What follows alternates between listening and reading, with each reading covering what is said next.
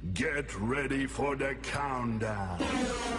10, 9, 8, 7, 6, 5, 4, 3, 2, 1, 0. Materi hak asasi manusia bersama Pak Suharyono.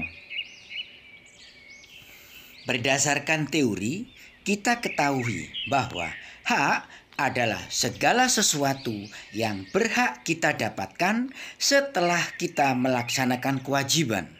Sedangkan kewajiban dimaknai sebagai segala sesuatu yang harus kita lakukan dengan penuh tanggung jawab. Hak dan kewajiban ini ibarat dua sisi mata uang yang tak bisa dipisahkan. Kita melaksanakan kewajiban, maka kita akan mendapatkan hak kita. Demikian pula sebaliknya, kita menuntut hak kita setelah kita melaksanakan kewajiban. Setelah memahami makna hak dan kewajiban, kita juga harus memahami makna hak dan kewajiban asasi manusia. Hak asasi manusia adalah hak dasar yang melekat pada diri seseorang yang secara kodrati merupakan anugerah Tuhan Yang Maha Esa dan tidak dapat diganggu-gugat. Sedangkan kewajiban asasi adalah kewajiban dasar manusia yang ditekankan dalam undang-undang tersebut sebagai seperangkat kewajiban yang apabila tidak dilaksanakan tidak memungkinkan terlaksana dan tegaknya HAM. Dalam pengertian yang sederhana, hak asasi manusia, human rights, merupakan hak yang secara alamiah melekat pada orang semata-mata karena ia merupakan manusia, human being. HAM meliputi nilai-nilai ideal yang mendasar, yang tanpa nilai-nilai dasar itu orang tidak dapat hidup sesuai dengan harkat dan martabatnya sebagai manusia.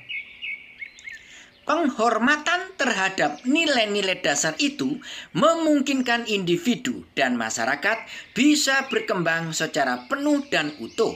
HAM tidak diberikan oleh negara atau tidak pula lahir karena hukum. HAM berbeda dengan hak biasa yang lahir karena hukum atau karena perjanjian. Dalam pembahasan tentang pengertian HAM, Jan Matterson, anggota Komisi Hak Asasi Manusia PBB, merumuskan HAM dalam ungkapan berikut.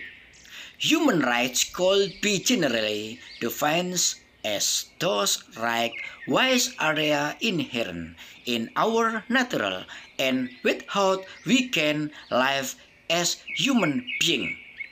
HAM adalah hak-hak yang secara inheren melekat dalam diri manusia dan tanpa hak itu manusia tidak dapat hidup sebagai manusia. Dari pengertian di atas, kita dapat mencermati dua makna yang terkandung dalam pengertian HAM, yaitu pertama, HAM merupakan hak alamiah yang melekat dalam diri setiap manusia sejak ia dilahirkan, bahkan sejak roh ditiupkan dalam tubuh manusia ke dunia. Hak alamiah adalah hak yang sesuai dengan kodrat manusia sebagai insan merdeka yang berakal budi dan berperi kemanusiaan. Karena itu, tidak ada seorang pun yang diperkenankan merampas hak tersebut dari tangan pemiliknya. Dan tidak ada kekuasaan apapun yang memiliki keabsahan untuk memperkosanya. Kedua, HAM merupakan instrumen untuk menjaga harkat dan martabat manusia sesuai dengan kodrat kemanusiaannya yang luhur. Tanpa HAM, manusia tidak akan dapat hidup sesuai dengan harkat dan martabat kemanusiaannya sebagai makhluk Tuhan yang mulia.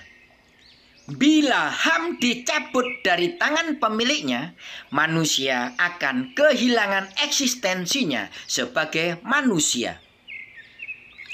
Dengan demikian, maka HAM bukan sekedar hak-hak dasar yang dimiliki oleh setiap manusia sejak dilahirkannya ke dunia, tetapi juga merupakan standar normatif yang bersifat universal bagi perlindungan hak-hak dasar itu dalam lingkup pergaulan nasional, regional, dan global.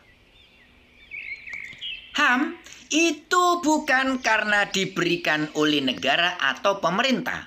Karena itu, hak-hak itu tidak boleh dirampas atau diasingkan oleh negara dan oleh siapapun.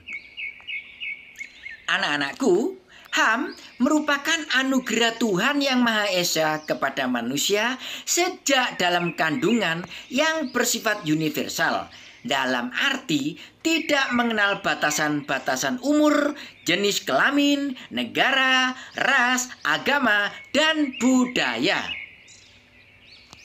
Begitu juga anak-anakku, negara wajib menghormati, melindungi, dan memenuhi hak asasi manusia bagi rakyatnya, termasuk menindaklanjuti apabila terjadi pelanggaran yang dilakukan oleh pihak-pihak tertentu yang tak bertanggung jawab. Ciri-ciri HAM meliputi hakiki, universal, tidak dapat dicabut atau permanen, dan tidak dapat dibagi atau utuh. Hakiki artinya hak asasi manusia adalah hak asasi semua umat manusia yang sudah ada sejak lahir. Sedangkan universal artinya hak asasi manusia berlaku untuk semua orang tanpa memandang status, suku, bangsa, gender, atau perbedaan lainnya. Ciri berikutnya yaitu tidak dapat dicabut, artinya hak asasi manusia tidak dapat dicabut atau diserahkan kepada pihak lain. Berikutnya, tidak dapat dibagi, artinya semua orang berhak mendapatkan semua hak, apakah hak sipil dan politik atau hak ekonomi, sosial, dan budaya. Sekarang macam-macam HAM. 1. Hak asasi pribadi. 2. Hak asasi politik.